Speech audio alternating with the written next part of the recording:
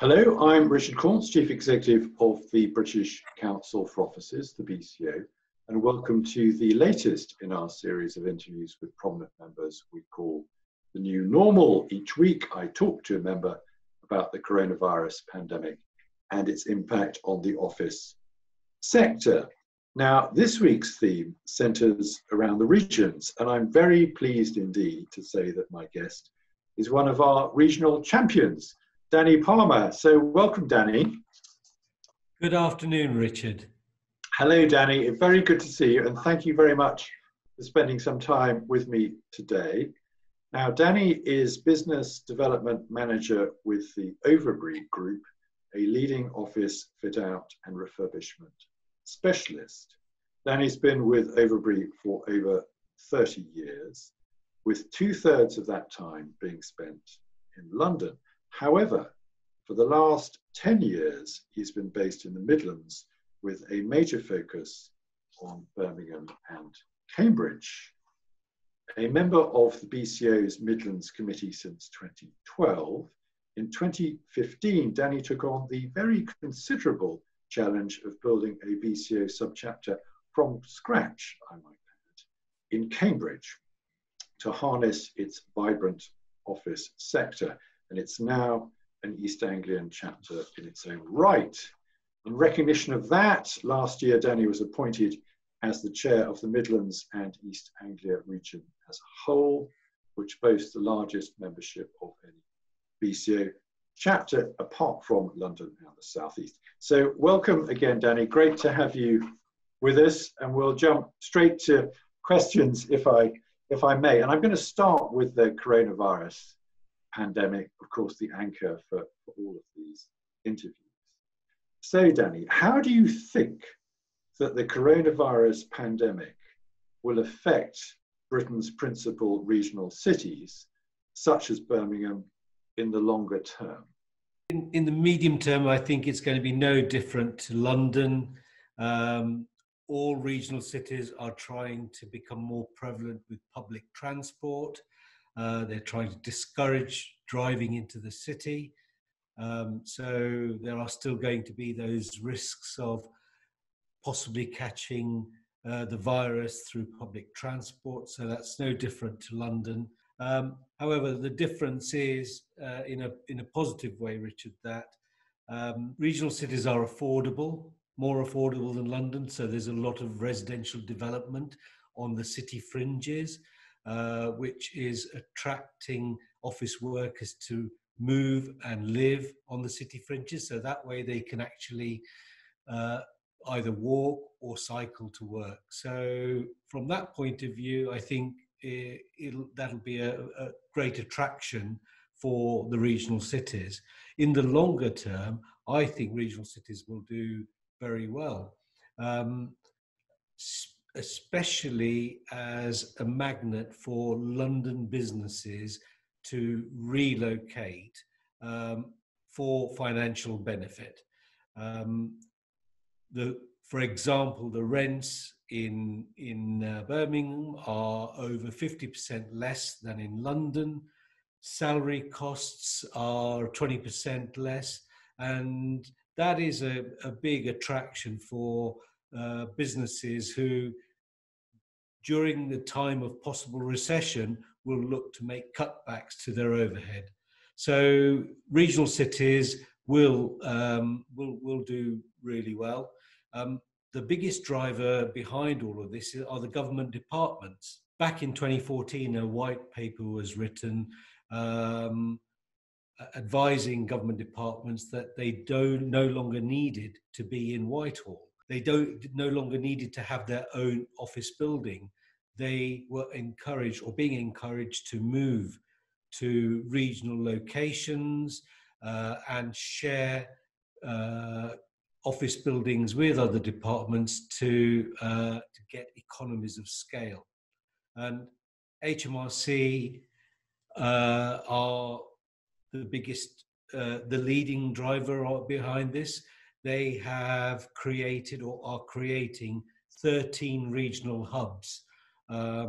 Birmingham, Nottingham and Liverpool are three of many of those 13 that are being created. So the government are on a mission to relocate thousands of jobs out of London by 2030. And that will have a big positive impact on regional cities. An awful lot there to explore and dig into. And you've mentioned London. And I'd like to come on to that and what more the regions might need to do. So, as you suggested, when the pandemic has led some to believe that London's economic and political dominance could reduce in the years to come, and you've mentioned central government departments and exiting London and so forth. But looking at what the regions need to do specifically to benefit from any move from the capital, what do you think they need to do in turn specifically to attract more? Well, in the case of Birmingham, they have been on that journey for the last 10 years. They had created a big city plan, and they were working on better public transport. So there is a new tram system that's being created. They've spent £600 million renewing the whole of that station to create a much larger thoroughfare for greater numbers of passengers.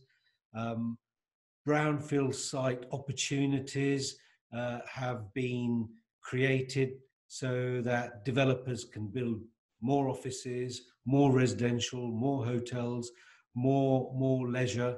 So all these things are there to attract inward investment. Thank you, Danny. For my next theme, I've given it sort of the broad heading, the shape of the future office. Now, in an earlier episode in this series, Despino Katsakakis from Cushman & Wakefield suggested that some companies may move to a network of smaller regional offices. Can you see this happening? I think it won't. I think it's going to be cost prohibitive. Many major organizations already have major hubs and regional hubs. So for those companies, there's already a regional hub for their staff to work from. So why would they want to create a third layer of regional hubs and increase their overhead?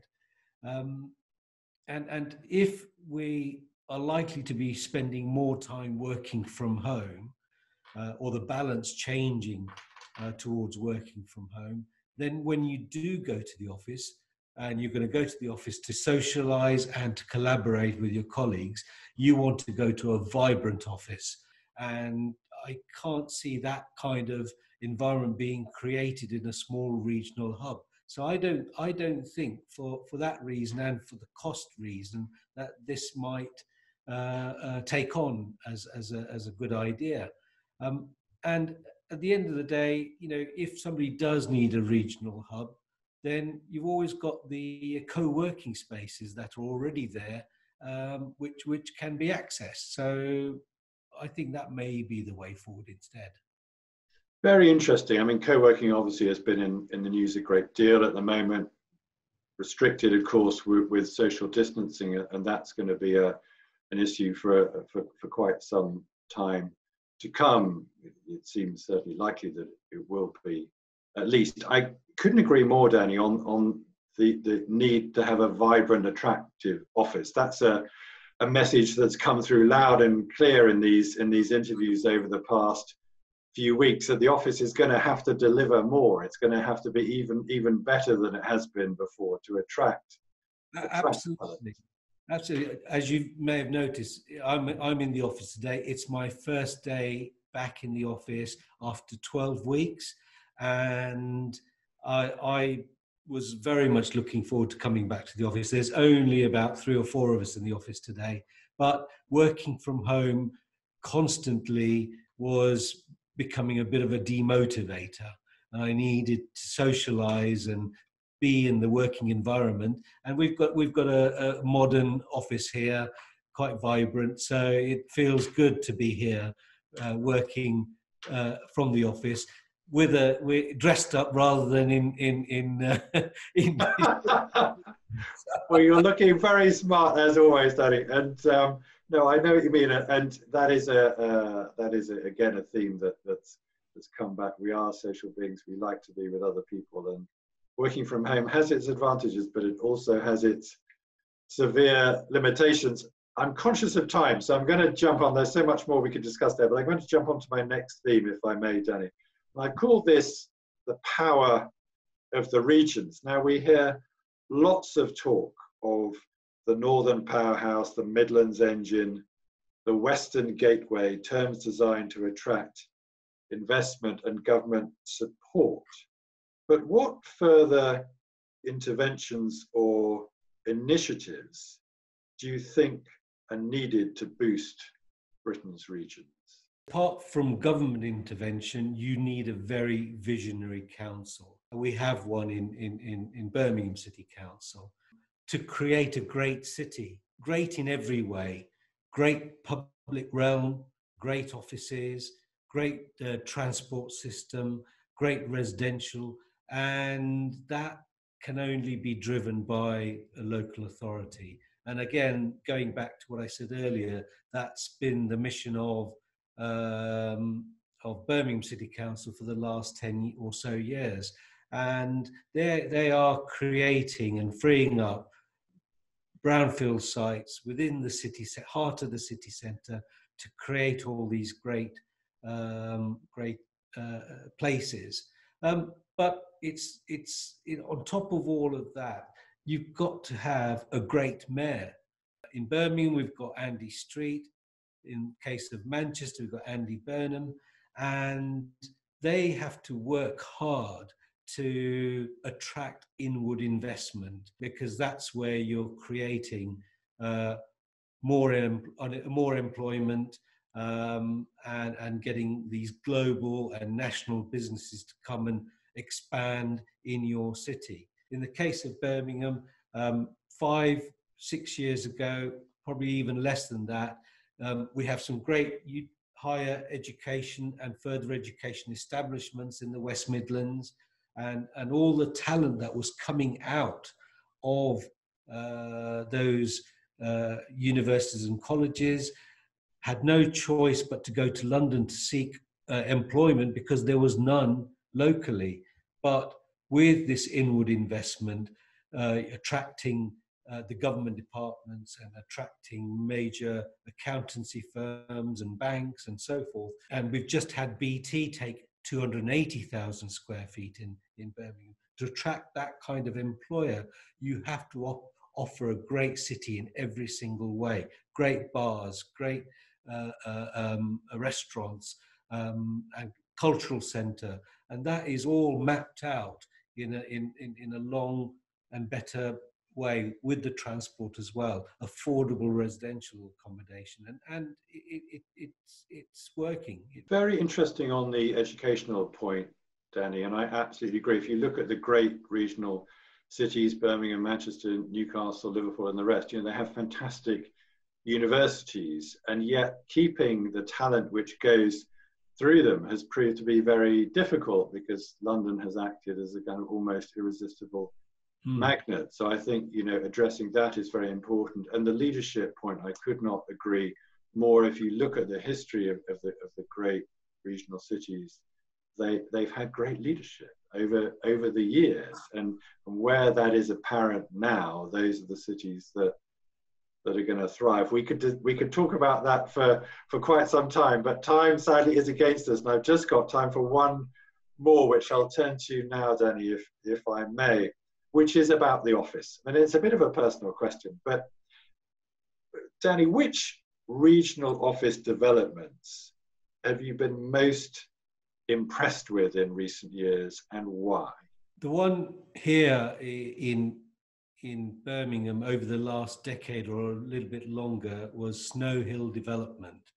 Ballymore, who are the developers of that development, have gone through the financial recession, and they persevered and developed 3 buildings, bringing a lot of office space, to market, and they have just completed number 3 Snow Hill, which is a 400,000 square foot development on a not so easy plot of land to develop on. And soon after it was completed, they managed to let number 3 Snow Hill. Number 1 and number 2 have already all been taken, but number 3, as I mentioned earlier, BT have just taken 283,000 square feet of the 400,000. And that's exemplar to the quality of that development. But the latest one that is still under construction is Paradise Circus in Birmingham. It's a brownfield site. Argent are the developers, and they've pulled together different plots of brownfield site in a difficult site with a huge underpass running beneath it, regularly used by cars. So they've managed to pull this site together. It's only 5 minutes walk from New Street Station, and they're creating, as I said, 1.7 million square feet of commercial space over the next 4 or 5 years. The first building's already let, the second one is completed and is starting to let, and there is interest in future development. So that is going to be a great addition. Argent are very well known for creating great working environments, not just inside the office, but outside the office. And there's a great public realm that's being created along with this development. And I'm looking forward to seeing this public realm. I've seen the CGIs and it looks absolutely great. And it's going to be a great addition to Birmingham city centre. I'm absolutely sure you're right, Danny. I have no doubt the Paradise Circus will be fabulous. And if you think what it's replacing, what was there before, and the location is superb. And one thing that always strikes me when I look at the regional award winners in the BCA Awards is how fantastic they are, and how many in recent years of the best of the best winner, the top prize across the whole country, London and included, goes to a regional development, which I think is. May I just add, if Richard, that apart from those 2 office developments, the other 2 big positives for Birmingham city centre was the new Birmingham Library, which is a Marmite building, but I absolutely love the design. I think it's absolutely great. And I mentioned New Street Station. That old station was not doing Birmingham any favours at all for visitors arriving to the city by train. And the new development's been a huge success, and it's helping to sell the city. It really is. Sure. So, and Birmingham's got a great deal going forward. You know, we've got the Commonwealth Games in 2022. Before that, in West Midlands, in Coventry nearby, we've got the Coventry City of Culture in 2021, and obviously beyond that, we've got HS2, which is coming to market over the next 10 years. So I think we're in a good place. Thank you, Danny. I couldn't agree more. I'll be back to you in a second, but just to say, this is actually the last in this series of interviews. After 12 interviews with members and 3 special interviews with non-members, we're having a bit of a break, but we will be back later in the summer for a second series. But my sincere thanks to all of those who've participated, and also particularly to my colleagues Sinead and Kat, who worked so hard behind the scenes to make this possible. So thank you again, Danny. It's been great to have you with us, and I'm very, very grateful for your time. Thank you, Richard. And thank you all very much for watching until we return for the second series from this series of The New Normal. Thank you very much from Danny and from me, from all of us. Goodbye.